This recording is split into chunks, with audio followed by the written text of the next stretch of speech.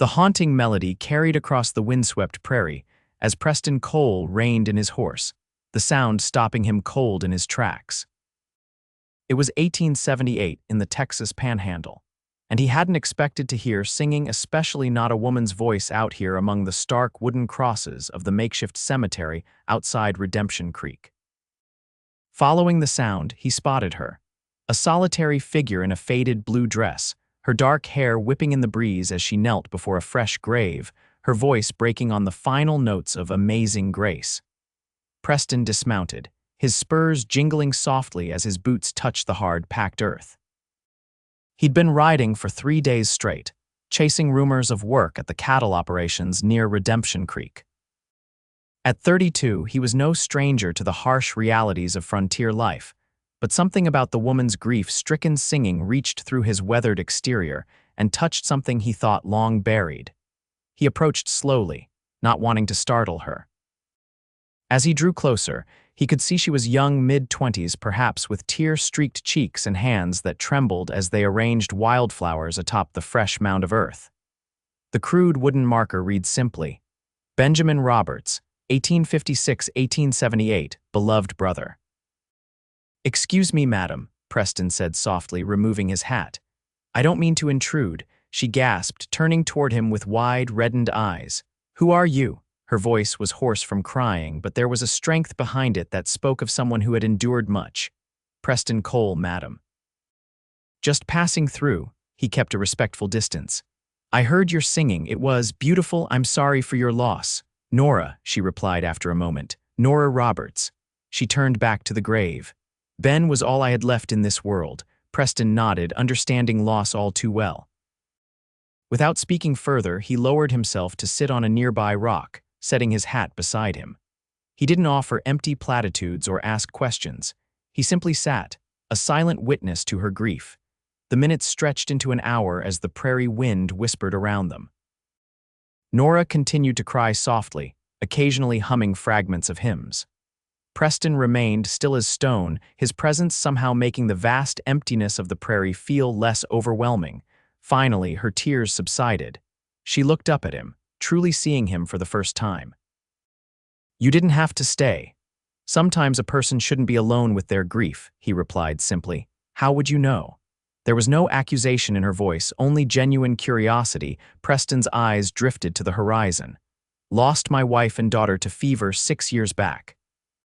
Over in Colorado territory."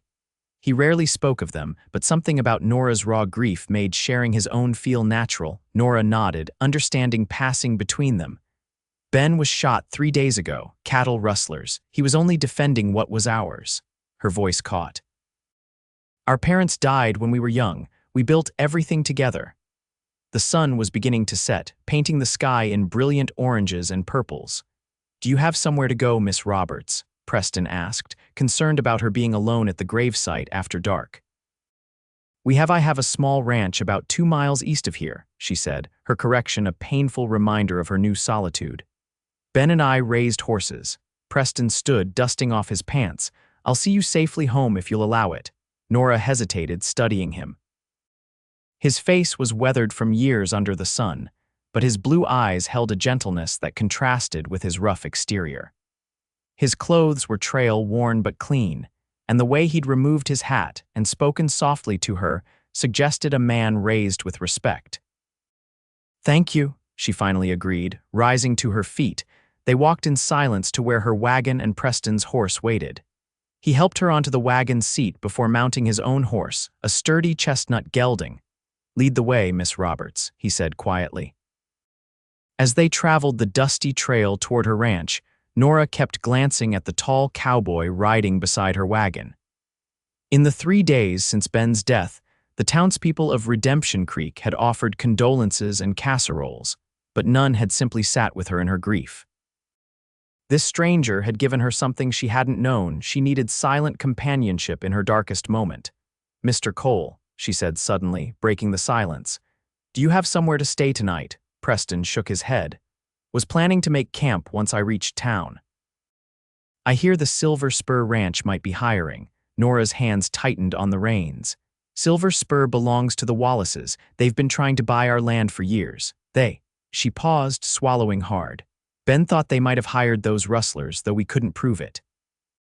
Preston's expression darkened. I see. You could stay in our barn tonight, Nora offered. It's the least I can do for your kindness today. That's generous of you, Miss Roberts, I accept. As they crested a small rise, Nora's ranch came into view, a modest but well-maintained property with a small whitewashed house, a sturdy barn, and several corrals where a dozen or so horses grazed in the fading light. It's not much, Nora said, but it's home. It's a fine place, Preston replied sincerely. Even in the dimming light, he could see the care that had gone into maintaining the property. Once they arrived, Preston helped Nora down from the wagon and insisted on unhitching her horse while she went inside. The barn was clean and organized, speaking to the Roberts siblings' diligence. As he settled his gelding for the night, he heard the back door of the house open. Mr. Cole, Nora called softly, I've made some supper. You're welcome to join me if you're hungry. Preston hesitated. It didn't seem proper to dine alone with a young woman he'd just met, especially one in mourning. But he saw the plea in her eyes. She didn't want to face another meal alone in a house that now felt too empty. I'd be obliged, Miss Roberts. The small kitchen was warm and inviting, smelling of fresh bread and beef stew. They ate mostly in silence, but it was a comfortable one. After the meal, Nora poured them both coffee and finally began to talk about her brother. Ben was 4 years older than me. When our parents died of cholera, I was 16 and he was 20. Everyone said we should sell the place, that we couldn't manage on our own. A ghost of a smile crossed her face. But Ben was stubborn, said this land was our legacy. He taught himself everything about horse breeding from books, and by pestering every rancher who'd give him the time of day. Preston listened attentively as she shared stories of their struggles and successes over the years. How they'd survived drought and harsh winters, how they'd built a reputation for raising some of the finest horses in the county. As she spoke, life returned to her eyes, and Preston found himself drawn to her resilience. And you, Mr. Cole, what's your story? She eventually asked. Preston stared into his coffee cup. Not much to tell. Grew up in Missouri, fought for the Union in the war when I was barely 18. Afterward, drifted west with my brother Patrick. We ranched together in Colorado for a while. That's where I met my wife, Margaret. His voice softened. We had a daughter, Emma, lost them both in '72. I'm sorry, Nora said quietly. Patrick couldn't bear to stay after that. He headed to California. I've been drifting since, taking work where I can find it. Preston set his cup down. I'm good with horses, always have been. Nora studied him thoughtfully. We need help here, with Ben gone. Her voice faltered. I can't manage all this alone, but I won't give up what we built. Preston looked up, surprised. Are you offering me a job, Miss Roberts? I am. Room and board plus fair wages. Just until I figure out what to do next. She flushed slightly. I know it's forward of me, offering work to a man I just met, but I'm a good judge of character. Ben always said so. Preston considered her offer. He'd been planning to move on, as he always did, never staying in one place long enough to form attachments. But something about Nora Roberts and her determination to hold on to her brother's legacy resonated with him. I'll stay, he said finally, at least until you get back on your feet. Relief washed over Nora's face. Thank you, Mr. Cole. Preston, he corrected gently. If we're to be working together, you might as well use my given name. Preston, she repeated, offering him a small smile, the first he'd seen from her. And I'm Nora. He nodded, feeling something shift between them, not romantic, not yet, but the foundation of trust being laid. I should turn in, Nora said, rising from the table. The spare room in the bunkhouse is made up. It's small but clean. That's more than fine, Preston assured her. I'll be up at dawn to tend to the horses. Good night, Preston, she said softly as she showed him to the door. Good night, Nora, and thank you. As Preston walked to the bunkhouse under a canopy of stars, he reflected on the strange turn his journey had taken. He'd come to Redemption Creek looking for temporary work, not expecting to find a grieving woman who somehow reminded him of what it felt like to have purpose. The next morning, Preston rose before the sun and began his chores.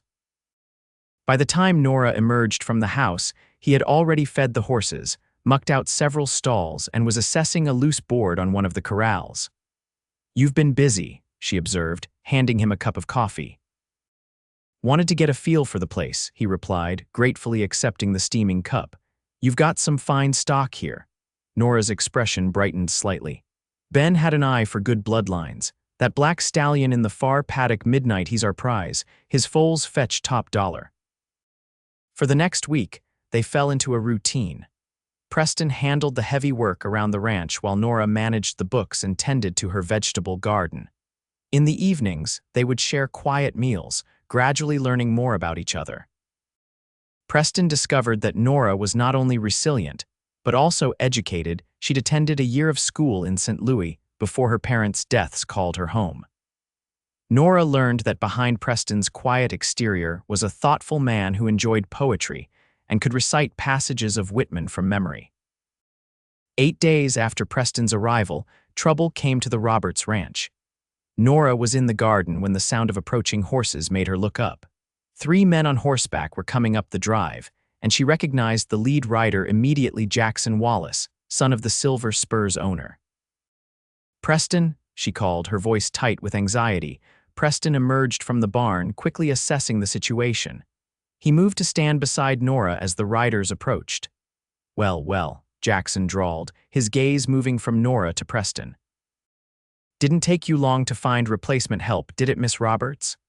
His tone made the words sound obscene. "State your business, Wallace," Nora replied coldly. Jackson smiled, but it didn't reach his eyes. "Just being neighborly. Wanted to tell you personally that my father's offer to buy your land still stands. In fact, given your recent loss, he's prepared to be generous." Preston observed the man carefully. Jackson Wallace was in his early 30s, expensively dressed, with the arrogant bearing of someone used to getting his way. The 2 men flanking him were clearly hired hands, their expressions impassive. "My answer hasn't changed," Nora said firmly. "This land isn't for sale." Jackson's smile tightened. "Be reasonable, Nora. A woman alone can't manage a ranch this size. It's only a matter of time before you fail." "She's not alone," Preston interjected, his voice level but carrying an unmistakable warning. Jackson turned his attention to Preston, looking him up and down dismissively. "And who might you be?" "Preston Cole. I work for Miss Roberts now." "A drifter," Jackson sneered. "How reassuring." He turned back to Nora. "My father won't wait forever. Things happen out here. Accidents, fires." He shrugged. "Just something to consider." "Sounds like a threat," Preston observed, taking a step forward. The 2 men with Jackson tensed, hands moving subtly toward their weapons. Jackson held up a hand to stop them. "Not at all, just stating facts." He tipped his hat mockingly to Nora. "Think about our offer, Miss Roberts, for your own good." As they rode away, Nora's hands were trembling. "They killed Ben," she whispered. "I know they did." Preston gently placed his hand on her shoulder. "Did you report your suspicions to the sheriff?" Nora gave a bitter laugh. "Sheriff Daniels, he practically lives in old man Wallace's pocket." She looked up at Preston, her eyes filled with a mixture of fear and determination. "I won't sell. This land is all I have left of my family. Then we'll protect it," Preston said simply. That night, Preston moved his bedroll to the front porch of the main house, his rifle within easy reach. It wasn't proper, but safety took precedence over propriety. Nora didn't object. The next few weeks passed without incident. Preston and Nora fell into a comfortable partnership, working side by side to keep the ranch running. He taught her some of the tasks that Ben had always handled: mending fences, breaking young horses, negotiating with buyers. She, in turn, shared her knowledge of the account books and correspondence that kept the business side of the ranch functioning. As April turned to May, something else began to grow between them, a tentative attraction neither was ready to acknowledge. Preston found himself watching Nora when she wasn't looking, admiring the graceful way she moved, the determination in her eyes, the rare but precious sound of her laughter. Nora, for her part, began to see beyond Preston's role as her employee and protector. She noticed the gentleness in his calloused hands, the way the corner of his mouth quirked up when he was amused, how he always seemed to anticipate what she needed before she asked. One evening, as they sat on the porch watching the sunset, Nora broke their comfortable silence. "I haven't been back to Ben's grave since that day we met," she admitted softly. I've been afraid to face it. Preston nodded, understanding. Would you like to go tomorrow? I could accompany you. Nora looked at him gratefully. I would, thank you. The next afternoon, they rode to the cemetery together. Preston stayed a respectful distance away as Nora knelt by her brother's grave, which now had a proper headstone. He watched as she spoke softly to Ben, telling him about the ranch, about the foal that had been born the previous week, about the spring rains that had made the wildflowers bloom across their land. And then, surprising both Preston and herself, she began to tell Ben about Preston, how he had sat with her that day, how he had been helping her keep their dream alive, how his presence had made the unbearable weight of grief a little lighter to carry. When she finally rose and returned to where Preston waited, her eyes were wet but clear. I'm ready to go home now, she said. On the ride back to the ranch, they took a different trail, one that wound through a meadow bursting with bluebonnets and Indian paintbrush. The beauty of it made Nora pull her horse to a stop. Ben and I used to ride here as children, she said, smiling at the memory. We would race from that oak tree to the creek.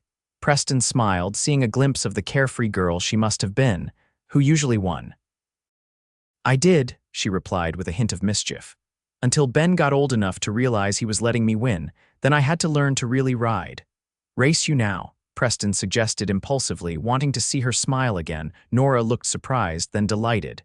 You're on, Cowboy. They took off across the meadow, horses thundering through the flowers, Nora's laughter ringing out as she urged her mare faster. Preston could have overtaken her, but held back just enough to let her reach the creek first, her face flushed with exhilaration when she turned to him. You let me win, she accused, eyes sparkling. I did no such thing, he protested with mock indignation. Your mare is clearly faster than my old gelding. Nora laughed again, and the sound warmed Preston more than the spring sunshine.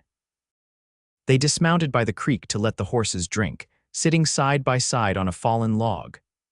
Without thinking, Preston reached out to tuck a wind-blown strand of hair behind Nora's ear. His fingers lingered, and their eyes met. For a moment, the world seemed to still around them. Then Nora blushed and looked away, and Preston withdrew his hand, silently chastising himself for overstepping. We should head back, Nora said softly. Storm clouds coming in from the west. Indeed, dark clouds were building on the horizon. They rode quickly back to the ranch, reaching the barn just as the first heavy drops began to fall. As they tended to the horses, the storm intensified, rain pounding on the roof and lightning illuminating the interior of the barn in brief, bright flashes. We'll be stuck here a while, Preston observed, closing the barn door against the downpour. That's quite a storm. Nora nodded, settling onto a hay bale. Preston joined her, maintaining a respectful distance. The air between them felt charged, and not just from the lightning. Preston, Nora began hesitantly, I've been meaning to ask, how long do you intend to stay? The question caught him off guard. I hadn't given it much thought, he admitted. I suppose I figured I'd stay until you didn't need my help anymore. And then what? Move on to the next town, the next job. There was something in her voice that made him look at her more closely. That's been my pattern, yes. Nora nodded, looking down at her hands. It's just, I've grown accustomed to having you here. Preston felt a tightening in his chest. 6 years he'd been drifting, never allowing himself to form attachments, to put down roots. But sitting here with Nora, he could almost imagine a different life. I've grown accustomed to being here, he replied carefully. Another flash of lightning, another rumble of thunder. In the brief illumination, Preston saw vulnerability in Nora's eyes. I know it's only been a month, she said quietly, but I feel like I've known you much longer. I feel the same, Preston admitted. Nora took a deep breath. After Ben died, I thought I would never feel anything but grief again, but lately I've been feeling other things. Preston's heart began to race. Nora, you don't have to say anything, she interrupted quickly. I know it's too soon, and I know you've had your own losses. I just wanted you to know that you've become important to me, more than just as help around the ranch. Preston struggled to find the right words. He'd closed off his heart after losing Margaret and Emma, convinced he didn't deserve another chance at happiness. But Nora had somehow slipped past his defenses. You've become important to me too, he finally said. More than I expected, more than I thought possible. Nora's eyes met his, hope mingling with uncertainty. Slowly, giving her every chance to pull away, Preston leaned forward and gently pressed his lips to hers. The kiss was tentative at first, then deepened as Nora responded, her hand coming up to rest against his cheek. When they finally parted, both were breathless. Preston rested his forehead against hers, eyes closed, overwhelmed by emotions he'd kept buried for so long. "I didn't plan this," he whispered. "Neither did I," Nora replied, a smile in her voice, "but I'm not sorry." The storm continued around them, but neither noticed, lost in the discovery of newfound feelings and the promise of possibilities neither had dared to hope for. The summer of 1878 was one of both challenges and joy for Nora and Preston. As their relationship deepened, so did the threats from the Wallace family. Mysterious accidents began to plague the ranch fences cut, a small fire in the hay barn that Preston managed to extinguish before it spread, a valuable mare that disappeared only to be found a week later, exhausted and bearing the brand of the Silver Spur. Through it all, Preston remained steadfast, his presence giving Nora the strength to stand her ground. They reported each incident to Sheriff Daniels, who took notes with obvious disinterest, but took no action against the Wallaces. "We need proof," Preston said one evening as they sat on the porch after another frustrating visit from the sheriff. "Something that directly ties the Wallaces to these incidents." Nora leaned against him, drawing comfort from his solid presence. One of their men might talk for the right price. Preston considered this. "Maybe. I've noticed that young hand, the one they call Pete, he doesn't seem cut from the same cloth as the others, looks uncomfortable whenever Jackson is around. Could be worth approaching him," Nora agreed. "Carefully, though." Their opportunity came at the 4th of July celebration in town. Redemption Creek's Main Street was decorated with bunting, and nearly everyone from the surrounding ranches had come in for the festivities. Nora and Preston attended together, their relationship now common knowledge in the small community. Some whispered about the propriety of Nora living alone with a man who wasn't her husband, but most were supportive, especially those who had witnessed her grief after Ben's death and saw how she had begun to thrive again under Preston's care. They spotted Pete Myers alone by the lemonade stand, notably separate from the other Silver Spur hands who were clustered around the whiskey barrel. "I'll talk to him," Preston said. "You enjoy the pie contest." As Nora made her way to the judging table with her apple pie, Preston casually approached Pete, offering him a cigarette. "Appreciate it," Pete said, accepting the smoke. He was young, barely 20, with an open face that hadn't yet acquired the hardness of the frontier.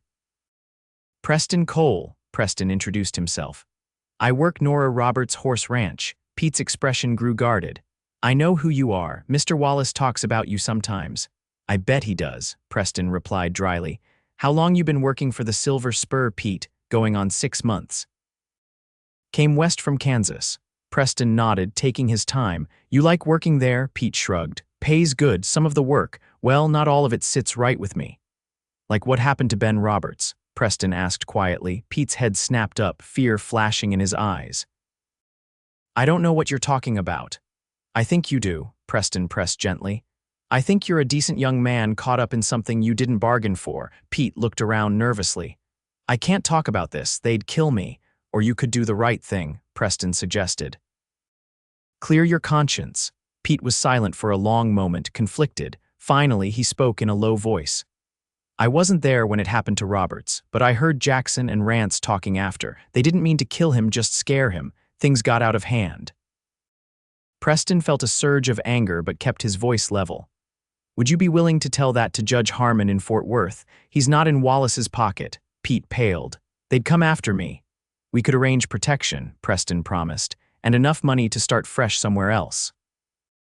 Pete considered this, clearly torn. "Let me think on it," he finally said. "I'll get word to you."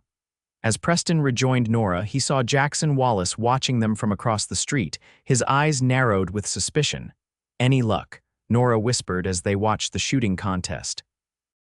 "Maybe," Preston replied. "He knows something. Whether he'll talk is another matter." Their answer came 3 days later when Pete appeared at their ranch just after dawn, his horse lathered from hard riding. "They know I talked to you," he said breathlessly. "Jackson's planning something big. Tonight said it was time to run you off for good." Nora's face paled. "What exactly?" "They're coming to burn you out," Pete said grimly. "A dozen men after midnight.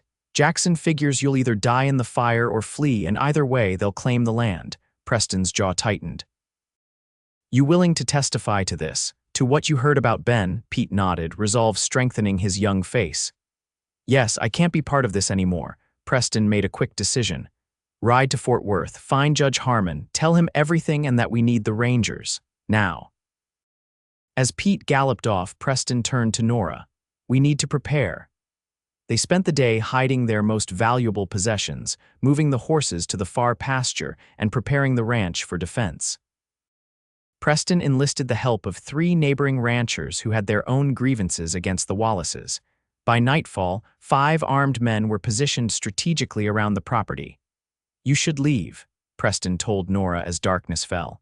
"Stay with the Millers until this is over." Nora shook her head firmly. "This is my home. I'm not abandoning it or you." Preston wanted to argue but recognized the determination in her eyes. Instead, he handed her a loaded shotgun. "Stay in the root cellar. Only come out if I call for you." At midnight, they heard the approaching riders. Preston watched from the darkened window as Jackson Wallace led his men toward the ranch house, torches in hand. "Burn it all," Jackson ordered. "Make sure no one gets out alive." Before they could act, Preston fired a warning shot into the air. "That's far enough, Wallace." Startled, the raiders pulled up short. Jackson squinted into the darkness. "Cole, why don't you come out where we can see you? So you can shoot me like you shot Ben Roberts," Preston called back. "I don't think so," Jackson laughed. "You can't prove anything, and after tonight there won't be anyone left to try." "That's where you're wrong," came a new voice from behind the raiders. 6 Texas Rangers rode into the yard, rifles raised. At their head was Captain Samuel Hayes, a legendary lawman known throughout the territory. "Jackson Wallace," Hayes called, "you and your men drop those weapons. You're under arrest for conspiracy to commit arson, attempted murder, and the murder of Benjamin Roberts."